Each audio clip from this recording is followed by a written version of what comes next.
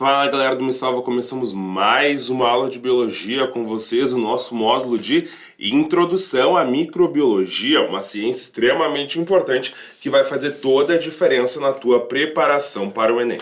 Bom, falando sobre microbiologia, é importante que a gente consiga ter uma noção do que ela trata, né? E como eu sempre te digo, é extremamente produtivo que a gente possa olhar para as palavras da biologia e ouvir o que elas estão nos dizendo, né? O que elas significam através da sua formação. Então, quando a gente vê esse micro aqui, né, a gente sabe que esse micro vem lá do grego, significa justamente o quê? Pequeno, né? Enquanto bio, nós sabemos que significa vida, e esse logia é o estudo. Então, a microbiologia nada mais é do que o estudo das pequenas formas de vida. E ela tem uma história extremamente interessante, que é bastante importante a gente conseguir acessar para entender como essa ciência foi evoluindo.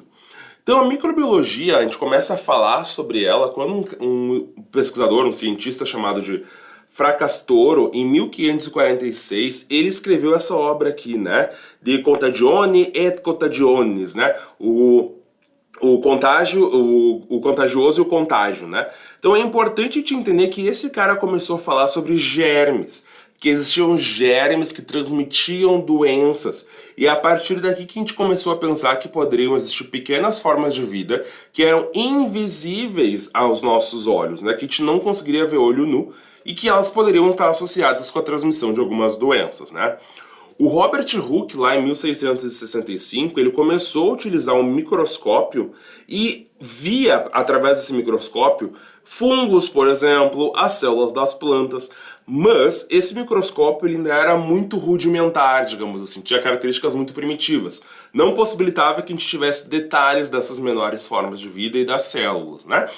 Então, Leeuwenhoek, que foi o cara que inventou o microscópio, já com o avanço dessa tecnologia, conseguiu ali por 1700 ver protozoários, ver bactérias, algas, fungos unicelulares como leveduras, né? E ao ver isso ele começou a descrever essas formas de vida. O nosso grande ápice nos estudos sobre essas formas de vida veio com Pasteur, ali em mais ou menos 1850, já que ele associou essas formas de vidas menores com a saúde da população, né? Fazendo justamente essa relação de como a vida que só é visível através de instrumentos pode influenciar a saúde humana.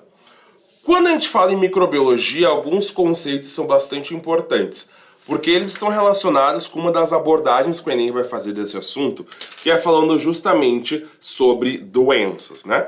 Então, quando a gente começa a estudar, algumas palavras com certeza vão aparecer aí na tua preparação, e eu quero discutir ela um pouco com vocês agora. Então, uma palavra importante é a gente entender o que é o agente etiológico, que quando a gente começar a estudar as doenças causadas pelos micro-organismos, essa palavra vai aparecer. Agente etiológico é a mesma coisa que o causador da doença. Aquele organismo que vai causar, que geralmente é o micro-organismo. Diferente da ideia de vetor, que está associado justamente com aquele que transmite. Então, o transmissor de determinada doença é o vetor. Vamos parar para pensar, tá? Vou colocar aqui um exemplo para ti. A gente tem como o causador da dengue o vírus da dengue. Enquanto o transmissor da dengue não é o vírus, é o mosquito Aedes aegypti, ok? Então, ó, esse é o transmissor da doença, enquanto o vírus em si vai ser o causador. A ideia de período de incubação está relacionada justamente com o tempo que a gente leva entre a infecção em si, ou seja, no momento que o organismo entra, o micro-organismo entra no organismo que ele vai infectar, e o aparecimento de sintomas. Então, o tempo de incubação, quando a gente fala, por exemplo, do vírus da Covid-19, né? O tempo de incubação desse vírus ali é de 2 a 14 dias, por exemplo, né? O tempo entre a infecção e o aparecimento dos primeiros sintomas. A patogenicidade está relacionada com a capacidade de causar a doença, né? Ou seja, como esse micro-organismo, capacidade de causar. Como esse micro-organismo, ele, ao entrar no corpo da pessoa, ele consegue desenvolver a doença ou apenas ele vai entrar e vai ser combatido pelo corpo, né, pelo sistema imunológico. Já a ideia de virulência está relacionada com a severidade da doença, né? Então, um vírus, por exemplo, com grande virulência, é aquele que está relacionado com uma grande severidade, que vai causar casos graves que podem levar à morte de uma pessoa. Então, a severidade está relacionada com a virulência.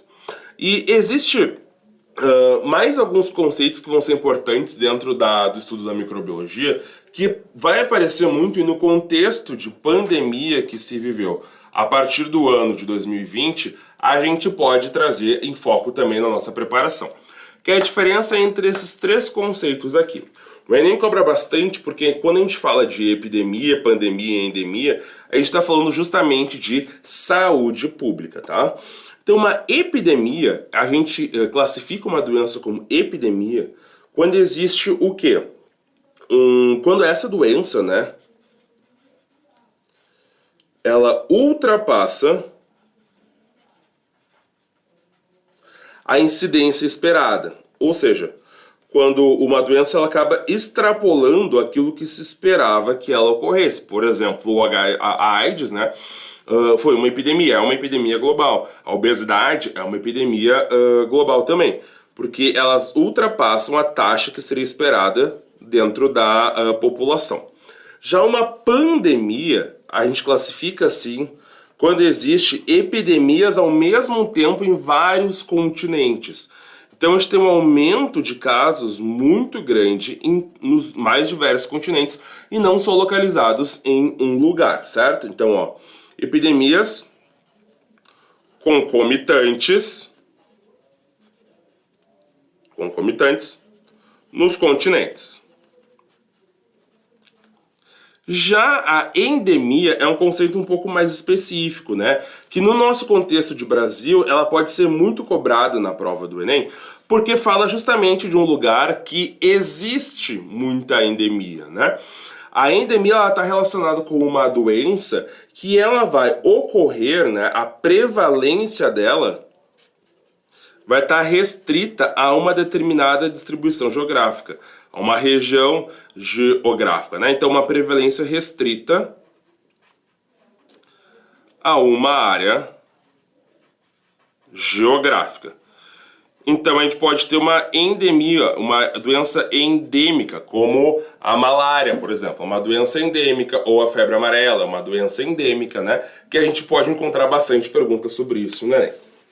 Estudar a microbiologia acaba sendo muito importante porque esses micro-organismos eles são fundamentais para o nosso desenvolvimento enquanto população.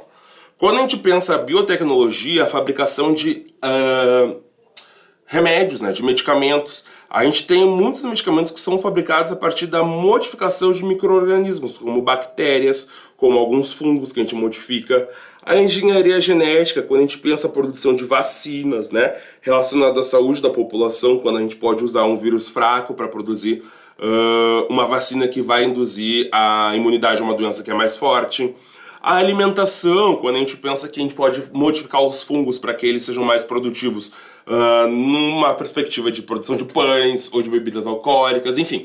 Nós precisamos desses micro-organismos para executar diversas atividades.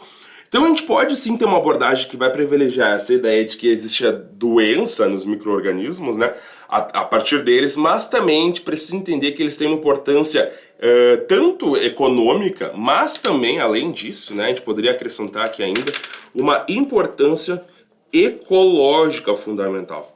Porque esses micro-organismos é quem vão controlar algumas populações, por exemplo, que vão fornecer matéria, né, matéria inorgânica para um solo poder ser reaproveitado ali por um produtor. Então essa importância dos micro-organismos é inegável e a gente vai conhecer um pouco de cada um deles ao longo dos próximos módulos também.